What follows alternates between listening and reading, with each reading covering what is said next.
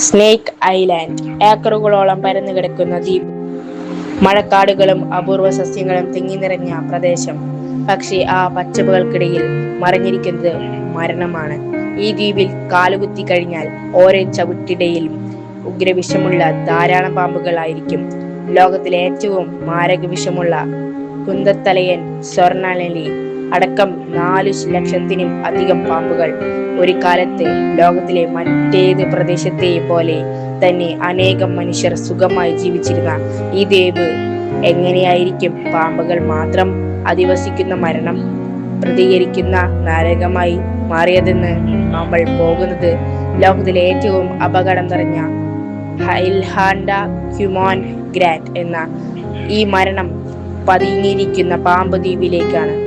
ബ്രസീലിലെ സാവോപോളയിൽ നിന്നും 144 കിലോമീറ്റർ അകലെ അറ്റ്ലാന്റിക് മഹാസമുദ്രത്തിന് സ്ഥിതി ചെയ്യുന്ന 106 ഏക്കർ വിസ്തൃതിയുള്ള വ്യാപിച്ചു കിടക്കുന്ന പച്ചപ്പ് നിറഞ്ഞ മനോഹരമായ ദ്വീപാണ് എൽഹാൻഡെ ഹ്യൂമൻ ഗ്രാൻഡ്. ബ്രസീലിൽ നിന്നും മാറി ഒറ്റപ്പെട്ട പ്രദേശത്ത് സ്ഥിതി ചെയ്യുന്ന മനുഷ്യർക്ക് പ്രവേശിക്കുവാൻ അനുവാദമില്ലാതെ അതിമാരകമായ ഈ ദ്വീപിനെ സ്നേക്ക് ഐലാൻഡ് എന്നാണ് വിളിക്കുന്നത്. പേര് സൂചിപ്പിക്കുന്നത് പോലെ തന്നെ പാമ്പുകൾ മാത്രം അധിവസിക്കുന്ന ദ്വീപ്. കോടിയെ വിഷം ചീറ്റുന്ന അനേകം ഇനങ്ങളിൽപ്പെട്ട എണ്ണിയാൽ ഒടുങ്ങാത്ത അത്രയും പാമ്പുകൾ വിഹരിക്കുന്നിടം. ഈ ദ്വീപിൽ ഏകദേശം 4000 വ്യത്യസ്ത ഇനങ്ങളിൽ പെടുന്ന 43,000 പാമ്പുകൾ ഉണ്ടെന്നാണ് കരുതപ്പെടുന്നത്. അതായത് ഓരോ ചതുരശ്ര മീറ്ററിലും 2 മുതൽ 5 വരെ പാമ്പുകൾ ഉണ്ടാകും. ഈ ദ്വീപിൽ നമുക്ക് ഏറ്റവും കൂടുതൽ കാണുവാൻ സാധിക്കുന്നത് ലോകത്തിലെ ഏറ്റവും വിഷമുള്ള പാമ്പുകളിൽ ഒന്നായ ബോത്രോസ് വിഭാഗത്തിൽപ്പെടുന്ന പാമ്പുകളാണ്. ഇവയുടെ കടിയേറ്റ് കഴിഞ്ഞാൽ നിമിഷനേരങ്ങൾക്കുള്ളിൽ തന്നെ രക്തം മുഴുവൻ കട്ടപിടിച്ച് മരണം സംഭവിക്കും. അടുത്തടുത്തത് ലോകത്തിലെ ഏറ്റവും അപകടകാരികളായ അണലി വിഭാഗത്തിൽപ്പെടുന്ന ഗോൾഡൻ ലാൻഡ് ഹെഡർപിറ്റ് വൈപ്പർ എന്ന കുന്തത്തലയൻ സ്വർണ്ണ അണലിയാണ്. ഭൂമിയിൽ സ്നേക്ക് ഐലാൻഡിൽ മാത്രമേ ഇവയെ നമുക്ക് കാണുവാൻ സാധിക്കൂ. ഈ ഉള്ളിൽ 4000-ഓളം കൂടുതൽ ഗോൾഡൻ ലാൻഡ് ഹെഡർപിറ്റ് വൈപ്പറുകൾ ഉണ്ട്. കൊടിയ വിഷമുള്ള ഈ അണലുകൾ കാണാൻ വളരെ വ്യത്യസ്തരാണ്. ദേഹം മുഴുവൻ സ്വർണ്ണ നിറം, കുന്തമുന്ന പോലെ നീണ്ടിരിക്കുന്ന തല. സാധാരണ വിഷപ്പാമ്പുകളെക്കാൾ 6 മടങ്ങിലും കൂടുതൽ വിഷമുണ്ട്. ഈ അണലുകൾക്ക് ഇവയുടെ കടിയേറ്റ ഭാഗത്ത് മാംസം അലിഞ്ഞു പോകും എന്നാണ് പറയുന്നത്. ഇവയുടെ വിഷം മനുഷ്യ ശരീരത്തിനുള്ളിൽ പ്രവേശിച്ചു കഴിഞ്ഞാൽ ആന്തരിക രക്തസ്രാവം ഉണ്ടാവുകയും വൃക്കകളുടെയും തലച്ചോറിന്റെയും പ്രവർത്തനം തകരാറിലാവുകയും രോമകൂപങ്ങൾക്കിടയിൽ രക്തം പുറത്തേക്ക് ഒഴുകുകയും ചെയ്യുന്നു. അണലുകൾ സാധാരണ അവയെ ഉപദ്രവിച്ചില്ലെങ്കിലും നമ്മെ ആക്രമിക്കും എന്നറിയാം. അപ്പോൾ ഈ സ്നേക്ക് ഐലാൻഡിൽ കാലുകുത്തിയാലുള്ള അവസ്ഥ എന്തായിരിക്കും? കൊടിയ വിഷമേറിയ പാമ്പുകൾ മാത്രമല്ല ദ്വീപിലുള്ളത്. വിഷമില്ലാത്ത പാമ്പുകളായ ബിസാസ് ആൽബിഫോസൻ വിഭാഗത്തിൽപ്പെടുന്ന ധാരാളം പാമ്പുകളുണ്ട്. പാമ്പുകളെ കൂടാതെ ധാരാളം ചെറിയ ജീവികളും പക്ഷികളും ഈ ദ്വീപിൽ അധിവസിക്കുന്നുണ്ട്. കണക്കുകൾ പ്രകാരം 41 വ്യത്യസ്ത തരത്തിലുള്ള പക്ഷികളാണ് ഈ ദ്വീപിൽ ഉള്ളത്. ദ്വീപിലുള്ള ചെറുജീവികളും പക്ഷികളും ഇടയ്ക്കിടയ്ക്ക് ദ്വീപിൽ വന്നു ചേരുന്ന ദേശാടന പക്ഷികളുമാണ് ദ്വീപിയുടെ പാമ്പുകളുടെ പ്രധാന ആഹാരം. ദ്വീപിലൂടെ മറ്റു പാമ്പുകളെ അപേക്ഷിച്ച് സ്നേക്ക് ഐലാൻഡിൽ മാത്രം കാണുന്ന കുന്തത്തലയൻ സ്വർണ്ണ അണലി ഇന്ന് വംശനാശത്തിന്റെ ഭീഷണിയിലാണ്. ദ്വീപിനുള്ളിൽ 4000-ഓളം അധികം കുന്തത്തലയൻ അണലികൾ ഉണ്ടായിരുന്നെന്ന്. എന്നാൽ കണക്കുകൾ പ്രകാരം ഈ കഴിഞ്ഞ 3 വർഷത്തിനുള്ളിൽ അവയുടെ എണ്ണം ഗണ്യമായി കുറഞ്ഞു. ഇവ ഇന്ന് വംശനാശം നേരിടുന്നു. ജീവികളുടെ പട്ടികയിലാണ് ഈ പാമ്പുകൾ. ഭക്ഷണത്തിനായി ആശ്രയിച്ചിരുന്ന പക്ഷികളുടെ എണ്ണം കുറഞ്ഞതായിരിക്കും ഒരു കാരണം. ഇതേസമയം കുന്തത്തലയൻ സ്വർണ്ണ അണലികൾക്ക് കരിഞ്ചന്തയിൽ വലിയ ഡിമാൻഡാണ്. ഒരു പാമ്പിന് $3000 കൂടുതൽ വില ലഭിക്കും. പാമ്പ് പിടുത്തേക്കാൾ ദ്വീപിനുള്ളിൽ അതിക്രമിച്ചു കയറുകയും അവർ ഈ പാമ്പിനെ പിടിച്ചുകൊണ്ടുപോവുകയും ചെയ്യാറുണ്ട്. അതായത് ലോകത്തിലെ ഏറ്റവും അപകടകാരികളായ ഉഗ്രവിഷമുള്ള പാമ്പുകൾക്ക് പോലും നമ്മൾ മനുഷ്യർ മൂലം സ്വൈര്യമായി ജീവിക്കാൻ സാധിക്കുന്നില്ല. പൊതുജനങ്ങൾക്കും ടൂറിസ്റ്റുകൾക്കും എല്ലാം ഈ അപകടം നിറഞ്ഞ ദ്വീപിലേക്ക് പ്രവേശനം ഗവൺമെന്റ് കർശനമായി നിരോധിച്ചിരിക്കുകയാണ്. എന്നാൽ പ്രത്യേകം തിരഞ്ഞെടുക്കപ്പെട്ടിരിക്കുന്ന ചില ഗവേഷകർക്കും നാവികസേനയ്ക്കും ദ്വീപിനുള്ളിൽ പ്രവേശിക്കാം. ദ്വീപിലുള്ള ലൈറ്റ് ഹൗസിന്റെ അറ്റകുറ്റപ്പണികൾക്കായി വർഷത്തിൽ ഒരിക്കൽ ബ്രസീലിലെ നാവികസേന ഉദ്യോഗസ്ഥർ ദ്വീപിനുള്ളിൽ പ്രവേശിക്കാറുണ്ട്.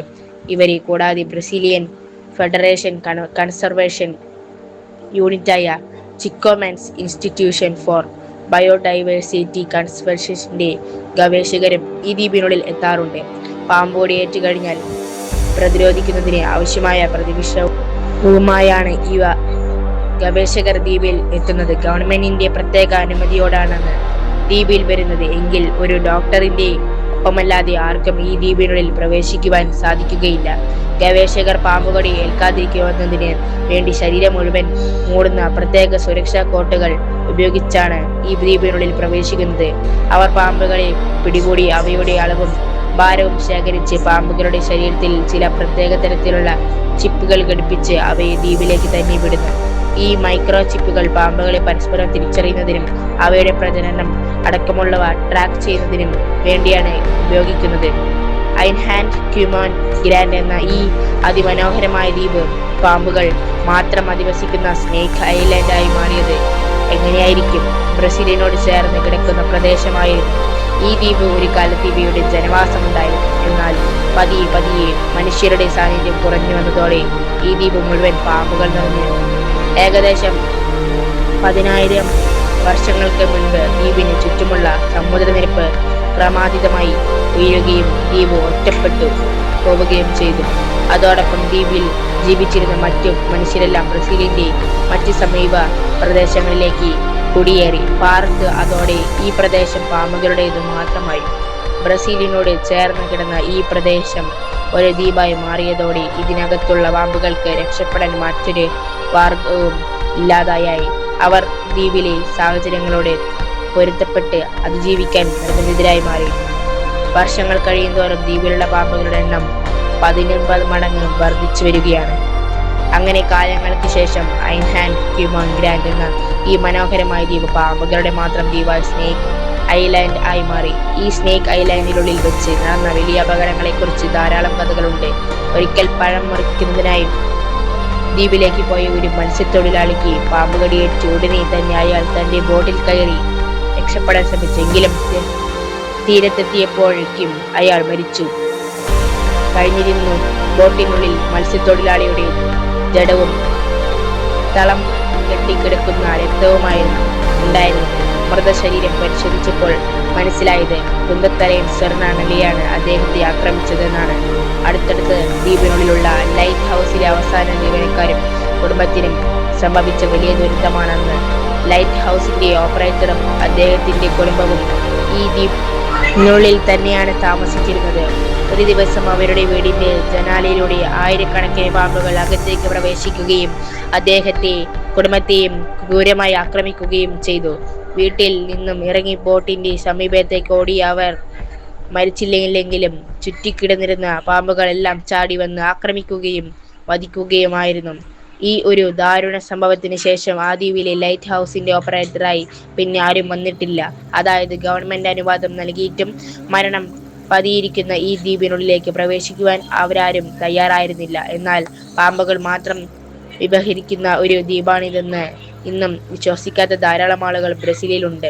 അവർ വിശ്വസിക്കുന്നത് പണ്ട് കടൽ കൊള്ളക്കാർ മോഷ്ടിച്ചു കൊണ്ടുവന്ന കോടിക്കണക്കിന് രൂപയുടെ വിലമതിക്കുന്ന നിധികളിൽ ഒളിപ്പിച്ചു വെച്ചിരിക്കുന്ന ദ്വീപാണിതെന്നും ഇതിനുള്ളിൽ ആരും പ്രവേശിക്കാതിരിക്കുന്നതിനു വേണ്ടി പാമ്പുകൾ വിഹരിക്കുന്നെന്ന് അവർ കള്ളം പറയുന്നതാണെന്നുമാണ് ഇത് വിശ്വസിച്ച് ആ ദ്വീപിനുള്ളിലേക്ക് ധാരാളം ആളുകൾ നിധിയും തേടി പോയിട്ടുമുണ്ട്. എന്നാൽ അവർക്ക് ആർക്കും പിന്നെ തിരികെ വരാൻ സാധിച്ചിട്ടില്ല.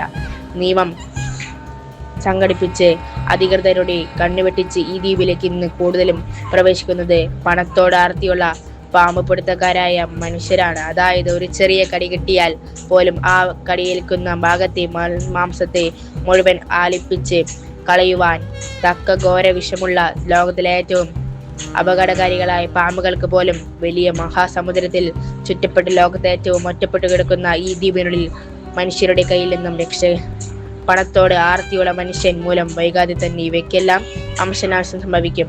മരണം പതിയിരിക്കുന്ന വളരെ വിചിത്രവും ഭയാനകരമായ ഈ ഐലാൻഡിനെ കുറിച്ചുള്ള ഈ വീഡിയോ എല്ലാവർക്കും വളരെ ഇഷ്ടമായി എന്ന് വിശ്വസിക്കുന്നു. നിങ്ങളുടെ എല്ലാവരെയും സപ്പോർട്ടുകൾ കൂടി ഉണ്ടാകണം. നല്ലൊരു വീഡിയോയുമായി അടുത്ത എപ്പിസോഡിൽ കാണാം. അതുവരേക്കും എല്ലാവർക്കും